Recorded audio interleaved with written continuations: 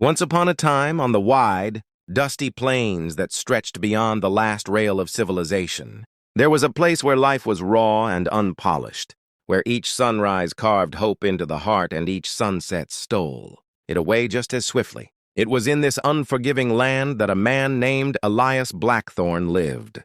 He was a widower, a rancher hardened by loss, his heart wrapped in the same rugged leather he wore on his boots. The wind seemed always to follow him, as if it carried every whisper of his sorrow. He had lost his wife years ago to a fever, and since then, his ranch, the sprawling acres he inherited from his father, had become both his sanctuary and his prison. Elias woke every morning before dawn, his body moving with the precision of muscle memory. He fed the horses, checked the fences, and worked the land with silent diligence. The ranch was his entire world, and he kept it that way. He never courted strangers, never sought friendship, and never allowed himself to feel the ache of company again. The nights were the hardest.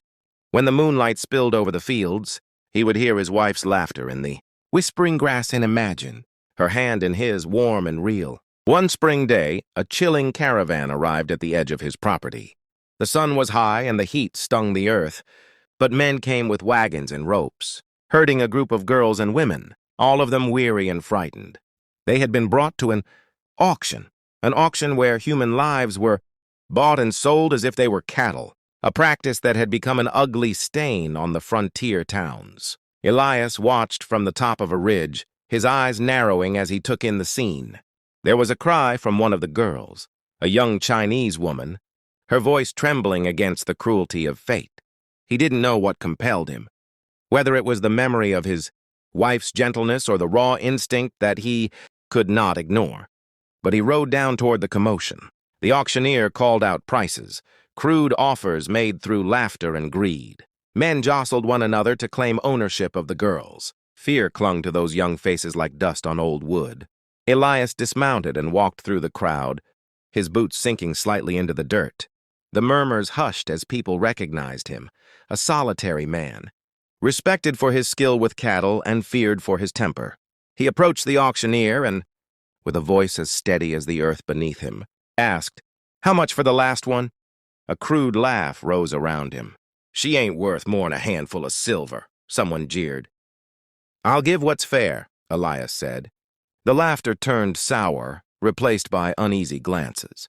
He drew a small sack from his belt and placed it on the table, $7 silver.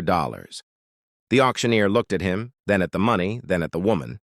That woman was May, her eyes wide and filled with a blend of terror and disbelief. When Elias offered her his hand, she hesitated. In her gaze, he saw the reflection of his own loneliness. Her voice was soft but laced with fear as she asked, Why would you do this?" Elias didn't have an answer. He only knew that something in her pain mirrored his own. "You're free to go," he said gently. Though freedom in that moment felt like a fragile dream, May followed him back to the ranch, her steps cautious. She carried with her a small bundle of belongings and the weight of her past, a life uprooted, family lost or separated, and a world that had shown her its most brutal face. Elias didn't speak much, but the quiet between them was not empty. It was filled with the unspoken truth of two souls bound by sorrow and survival. In the days that followed, May worked beside Elias, learning the rhythm of the ranch. At first, her movements were careful and hesitant, as if the land itself intimidated her. But gradually, she became a steady presence, her laughter a rare and precious sound that lifted the heavy silence. Elias found himself watching her with a mix of astonishment and longing. May told him bits of her story, her village, her family, the river that ran by her home, and the traditions that once grounded her. She spoke of lantern festivals and the scent of jasmine in the night air. In every word there was both beauty and heartbreak, and in every glance Elias found his own grief softened, as if her resilience cast a healing light on the long shadows of his past. The ranch began to change. Where once the wind carried only the echo of isolation, now it danced with laughter and conversation. May tended the small garden by the house, coaxing life from the stubborn soil, while Elias repaired fences with a renewed purpose. They shared meals under the vast sky, watching as stars ignited the darkness. One evening, as the sun dipped below the horizon and the sky blazed with shades of crimson and gold, May confided in Elias. Her voice trembled with hope and fear. I want to find my family, she said, her eyes glistening like the fading light. I need to know if they are alive. Elias felt a tightening in his chest. The thought of her leaving was unbearable. Yet he knew he could not chain her to the ranch. He nodded, his voice thick with unshed emotion. I'll help you find them. Their journey took them across rivers and through dusty towns. Following every rumor and lead, they met people who offered kindness and others who reveled in cruelty. May's courage never faltered, even when hope seemed like a distant star. Elias watched her with awe, his admiration growing into something deeper.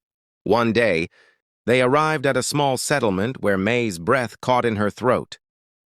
There, by the riverbank, were figures, silhouettes against the sun, familiar yet distant. May ran toward them, her voice breaking with a cry that echoed through Elias's soul.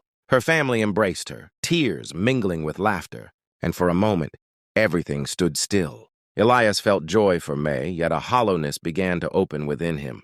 He stood back, witnessing the reunion, aware that his presence was both a blessing and a burden. May's father approached him with gratitude, his eyes warm with respect. You saved my daughter, he said. You have given her back her life. As the sun set, painting the sky with hope, May came to him, her eyes shimmering with love and gratitude. You brought me home, she whispered, her hand finding his. Elias looked at her, his heart full yet trembling.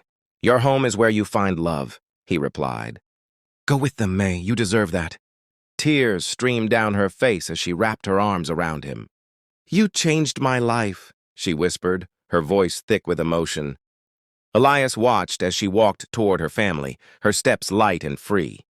The wind brushed his face, carrying the scent of jasmine and the promise of dawn.